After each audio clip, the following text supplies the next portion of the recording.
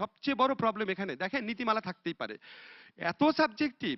একটা জায়গাতে বলা আছে যে আপনি বিভ্রান্তিকর এবং অসত্য তথ্য উত্থাপন করবেন না। এখন আমরা সরকারের পক্ষ থেকে দেখেছি তারা বিভিন্ন সময় বলেছে পদ্মা সেতু হচ্ছে না কেন, ডক্টর ইউনূসের ষড়যন্ত্র। সরকারের সত্য হচ্ছে ডক্টর ইউনূসের কারণে পদ্মা সেতু হয়নি, আর আমাদের কাছে সত্য হচ্ছে, বাকিদের কাছে সত্য হচ্ছে আবুল হোসেন এবং এরকম কিছু কিছু লোকের দুর্নীতির প্রচেষ্টার জন্য পদ্মা সেতু হয় নাই।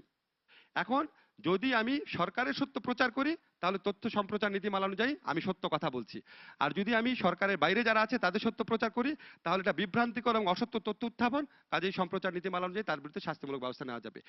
এই জিনিসগুলা নির্ধারণ করবে কি? আমরা সারা জীবন বাংলাদেশে জানি Awami League government BNP government বলে কথা না, বাংলাদেশে দুই ধরনের সত্য থাকে, একটা সরকারের সত্য আর একটা জনগণের সত্য। সরকারের সত্য ম্যাক্সিমাম ক্ষেত্রে মিথ্যা হয়, এটা আওয়ামী লীগ হোক, বিএনপি হোক, জাতীয় পার্টি হোক।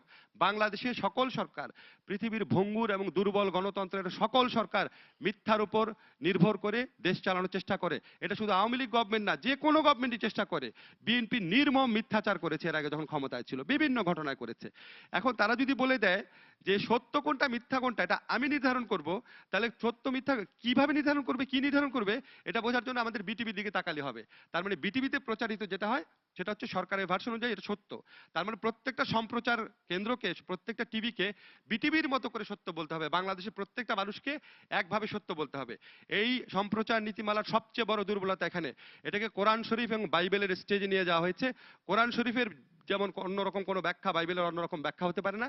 এখানে সরকারের যে ভার্সন থাকবে এটার বাইরে অন্য কোনো ব্যাখ্যা হলে ওই ব্যাখ্যার বিরুদ্ধে ব্যবস্থা নেওয়ার স্কোপ সম্প্রচার নীতিমালায় আছে। ব্যবস্থা নেওয়া হবে নাকি এটা আমি বলছি না, স্কোপ যেখানে থাকে, আমরা আইনের ছাত্র হিসাবে একটা জিনিস জানি, যেখানে আপনার ডিসক্রিশনের ক্ষমতা অনেক বেশি থাকে সেখানে অপপ্রয়োগের অনেক বেশি সম্ভাবনা থাকে। এটা আমার কথা না, এটা একটা স্বতঃসিদ্ধ ব্যাপার।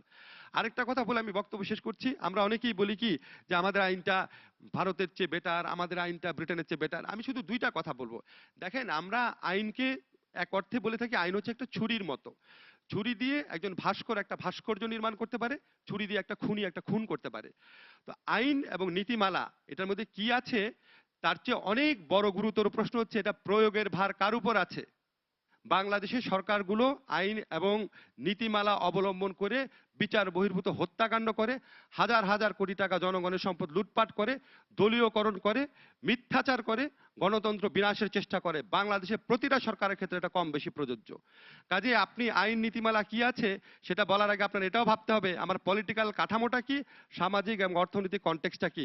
শুধু আইন ব্রিটেনের চেয়ে একটু ভালো এটা বললে তো আপনি এটাও বলতে পারেন যে আমাদের তো ইন্ডিপেন্ডেন্স অফ জুডিশিয়ারি আছে, ভারতেও আছে। ভারতে বিচারকরা সিটিং মন্ত্রীদেরকে জেলে পাঠিয়েছে, আমাদের কোন বিচারালয় কোন সিটিং মন্ত্রীদের জেলে পাঠিয়েছে?